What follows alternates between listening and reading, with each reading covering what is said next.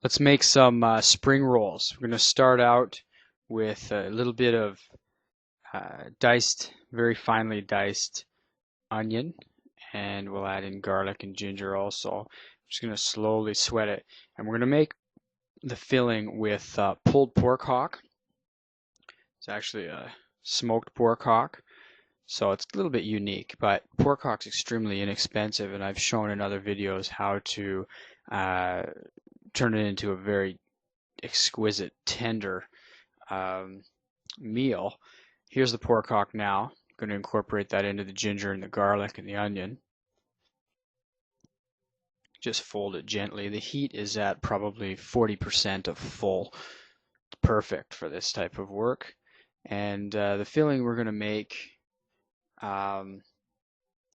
will be the bulk of the actual dish.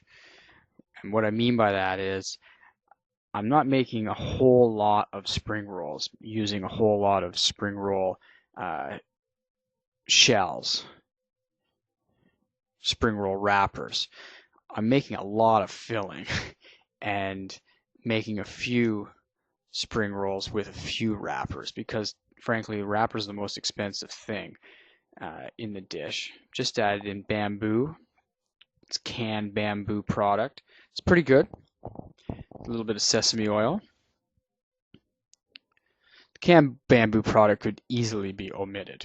You could use carrot julienne, it would be more inexpensive. Here's a little bit of soy. It's actually an organic soy, but relatively inexpensive, and it doesn't need to be overused. Just a bit of seasoning. White pepper. It's going to go very nicely with the bean sprouts, the bamboo shoots, and the pork.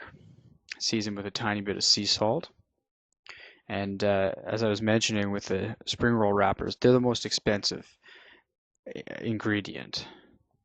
You know, they're produced in a factory. You could make them yourself, and I would highly recommend you to do so, but it is a lot more of a big deal. Just added in rice wine vinegar, learning how to roll them properly, and all the rest of it. Learning how to make the dough. This mixture is tiny bit of rice flour and water. Basically stir it right up before you add it. You don't want it to be lumpy, and you actually want to drop the heat right down on your burner to pretty much nothing. And then once it's in and once you've stirred it in, you can turn the heat on again, but you don't want to have any really fast simmering when you add a starch like that in, or it just becomes a clumpy mess. I'm cooling this down in the fridge, and here we have it. As I mentioned, we're using a lot of filling and not that much wrapper. So they're not going to be round like you'd find them in the Chinese restaurant, but those probably come out of a bag in the freezer anyway. So, this is a much better product. Little different shape, little rectangular shape, but it's going to fry quite nicely. And the flavor and the nutrition is all in the filling anyway. And to be perfectly honest, you roll a dozen of these things, and by the time you get to a dozen, you're more than happy to be done.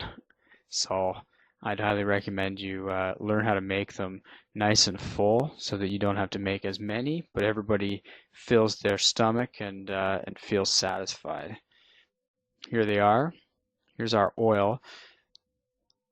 Be very careful when you put it in. As I'm putting this one in, it's probably slightly under temperature, and observe the bubbles, like basically observe the speed at which the oil rolls.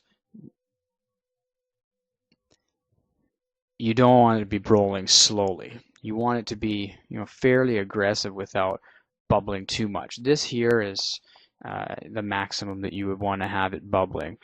It's sort of an indication of temperature. What we're going for is 340, 330.